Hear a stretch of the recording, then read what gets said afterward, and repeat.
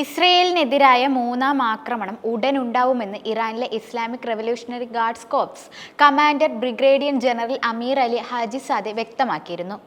ആദ്യ രണ്ട് ആക്രമണങ്ങളും വിജയകരമായിരുന്നുവെന്നും true promise 3 എന്ന പേരിൽ മൂന്നാം ആക്രമണം ഉടൻ ഉണ്ടാവുമെന്നും എയ്റോസ്പേസ് ഫോഴ്സ് മേധാവി കൂടിയായ അമീർ അലി ഹാജിസാദെ പറയുകയും ചെയ്തു.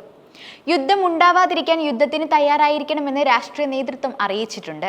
നിലവിലെ സ്ഥിതിയിൽ അമേരിക്കക്കാർക്കും സയനിസ്റ്റുകാർക്കും ഒരു യുദ്ധം കൂടി താങ്ങാൻ കഴിയില്ല.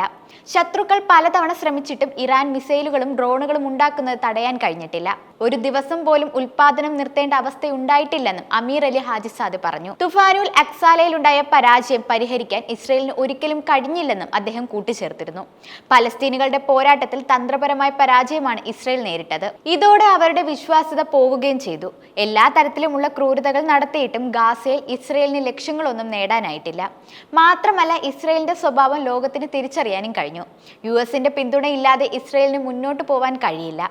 തുഫാനുൽ അക്സയും ഇറാന്റെ ആക്രമണവും കൂടി നടന്നപ്പോൾ ഇസ്രയേലിന്റെ നിയന്ത്രണം യുഎസ് ഏറ്റെടുക്കുകയായിരുന്നു.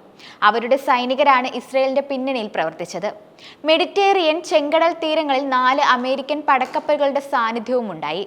പശ്ചിമേഷ്യയിലെ ചില രാജ്യങ്ങളുടെ റഡാർ ശൃംഖലകൾ യുഎസും ഇസ്രയേലും ഉപയോഗിച്ചെങ്കിലും ഇറാന്റെ ബാലിസ്റ്റിക് മിസൈലുകളെ തടയാൻ കഴിഞ്ഞിട്ടില്ല. ഷിറാസിൽ നിന്നും ഞങ്ങൾ ഒരു മിസൈൽ അയക്കുകയാണെങ്കിൽ അതിന്റെ വിവരങ്ങൾ ഉടൻ പേർഷ്യൻ ഗൾഫിൽ നിന്നും ഇസ്രയേലിനും ജോർദാനിലേക്കും എത്തും. എന്നിട്ടും ഞങ്ങൾ അയച്ച 75% മിസൈലുകളും ഇസ്രയേലിലെത്തി. ഇത് അവരുടെ പരാജയമാണ് കാണിക്കുന്നത്. ഇറാൻ അയച്ച 150 മിസൈലുകളിൽ 8 എണ്ണത്തെ മാത്രമാണ് യുഎസ് പടക്കപ്പലുകൾക്ക് തകർക്കാനായത് എന്നും അമീർ അലി ഹാജിസാദെ വിശദീകരിച്ചു. ഇസ്രയേൽ ഇറാന് വലിയ തിരിച്ചടി നൽകിയിട്ടുണ്ടെന്നും അമേരിക്കൻ പ്രസിഡന്റ് ഡൊണാൾഡ് ട്രംപിന്റെ പിന്തുണയോടെ നമുക്ക് ആ ജോലി പൂർത്തിയാക്കാൻ കഴിയുമെന്നതിൽ തനിക്ക് യാതൊരു സംശയവുമില്ല എന്നും നെതന്യാഹുവും പറഞ്ഞിരുന്നു. ഇറാൻ പോലുള്ള ഒരു രാജ്യത്തിന്റെ കാര്യം വരുമ്പോൾ അവർക്കൊന്നും ചെയ്യാൻ കഴിയില്ല. ഒരു വശത്ത് ഇറാനെ ഭീഷണിപ്പെടുത്തുകയും മറുവശത്ത് ഇറാന്റെ അഭിപ്രായങ്ങൾ പിന്തുണയ്ക്കുകയും ചെയ്യുന്നു.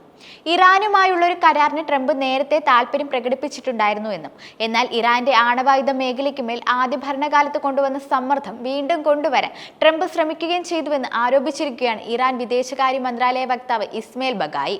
2024 ഏപ്രിൽ 13 നടന്ന ഓപ്പറേഷൻ ട്രൂ പ്രോമിസ് 1 എന്ന ഇറാന്റെ ഇസ്രയേലിന് നേരെ നടത്തിയ ആക്രമണത്തിൽ 300-ലധികം മിസൈലുകളും ഡ്രോണുകളും ഉൾപ്പെട്ടിരുന്നു. ദമാസ്കസിൽ 2 ഇറാനിയൻ ജനറൽമാരെ കൊലപ്പെടുത്തിയതിന് പ്രതികാരമായിരുന്നു ഇറാന്റെ ഈ നടപടി.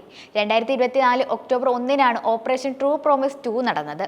മുൻ ഹിസ്ബുള്ള നേതാവ് ഹസൻ നസ്രുള്ള ഉൾപ്പെടെയുള്ള ഇറാനുമായി സഖ്യമുണ്ടാക്കിയ നേതാക്കളെ വധിച്ചതിന് പകരമായി ഇസ്രയേലി സൈനിക കേന്ദ്രങ്ങളെ ലക്ഷ്യമിട്ട് ഏകദേശം 200 മിസൈലുകളാണ് ഇറാൻ തൊടുത്തുവിട്ടത്. ഈ വർഷം ഇറാന്റെ ആണവ കേന്ദ്രങ്ങളിൽ ഇസ്രയേൽ ആക്രമണം നടത്തുമെന്ന് അമേരിക്കൻ പത്രങ്ങൾ റിപ്പോർട്ട് ചെയ്തതിന് ദിവസങ്ങൾക്ക് ശേഷമാണ് ഇറാന് ശത്രുക്കളുടെ ആക്രമണത്തെ ചെറുക്കാൻ കഴിയുമെന്ന് സുപ്രീം തലവൻ അലി ഖമേനി മറുപടി നൽകിയത്.